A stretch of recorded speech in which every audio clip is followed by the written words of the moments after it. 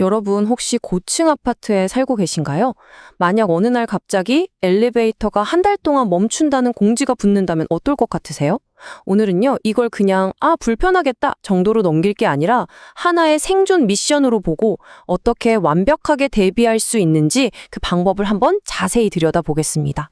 아마 고층에 사시는 분들은 몇 주 정도 계단으로 다니면 운동도 되고 좋지 이렇게 생각하실 수도 있어요. 근데 과연 그럴까요? 현실은요, 우리가 상상하는 것보다 훨씬 더 만만치 않습니다.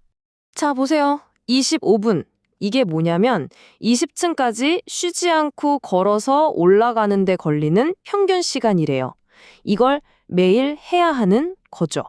올라가는 것만 힘든 게 아니에요. 내려올 때는 또 어떻고요? 한 걸음 한 걸음 뗄 때마다 무릎에는 자기 몸무게의 3배에서 많게는 5배에 달하는 충격이 그대로 전해집니다. 그리고 이게 정말 중요한데요.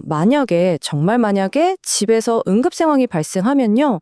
구급대원이 우리 집까지 오는데 평소보다 최대 4배나 더 오래 걸릴 수 있다는 겁니다. 생각만 해도 아찔하죠? 자, 그럼 이제 본격적으로 한번 들어가 볼까요? 가장 먼저 해야 할 일은 마음가짐부터 바꾸는 겁니다. 이건 그냥 좀 불편한 일이 아니라 아주 철저한 계획이 필요한 피지컬 챌린지, 즉 물리적인 도전이라고 생각해야 해요. 그래서 제일 먼저 아주 중요한 결정을 내려야 합니다. 여기 남을 것인가 아니면 잠시 떠날 것인가.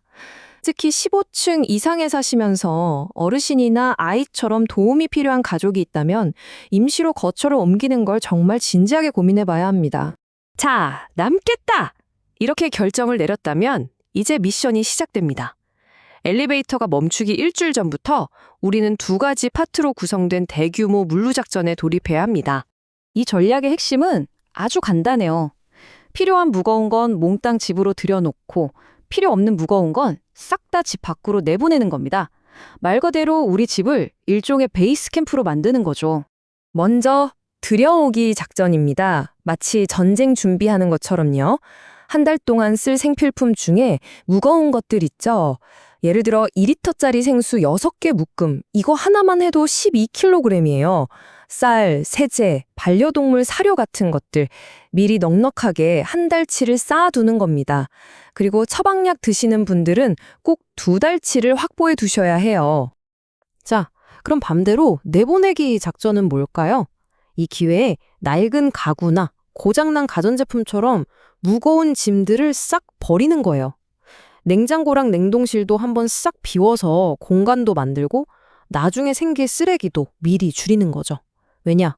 엘리베이터 멈추면 그거 들고 내려올 엄두도 못 내거든요. 자, 이렇게 물류 작전까지 마쳤습니다. 드디어 공사가 시작되면 이제 우리 집은 완벽한 요새가 되는 겁니다. 그리고 요새 안에서는 당연히 요새만의 생존 방식이 필요하겠죠? 밖에 한번 나갈 때마다 쉐르파 마인드셋을 장착해야 합니다. 이게 뭐냐면 등산 전문가처럼 생각하는 거예요.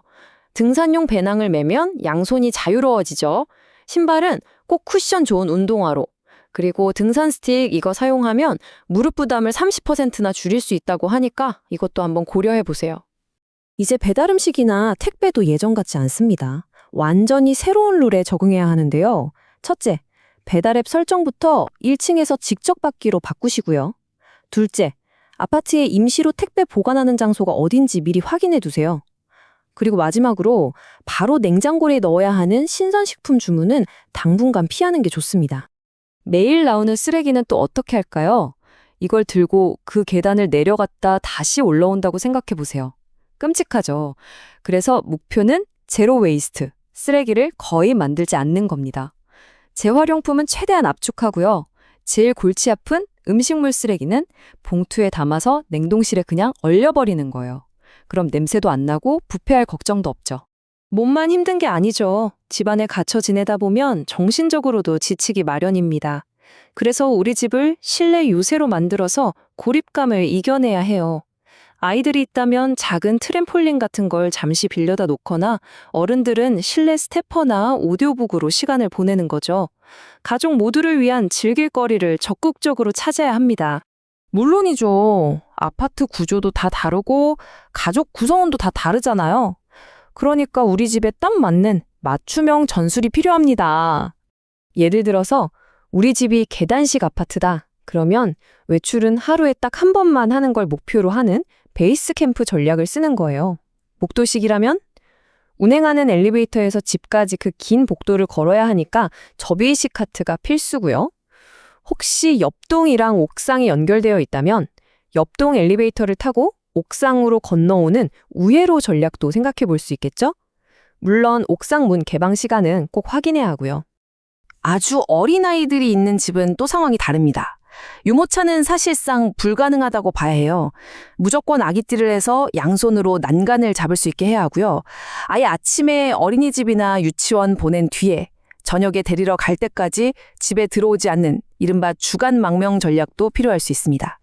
어르신이나 몸이 불편한 분들께는 이건 정말 심각한 생존의 문제입니다. 약은 무조건 2달치 이상 넉넉하게 챙겨 두셔야 하고요.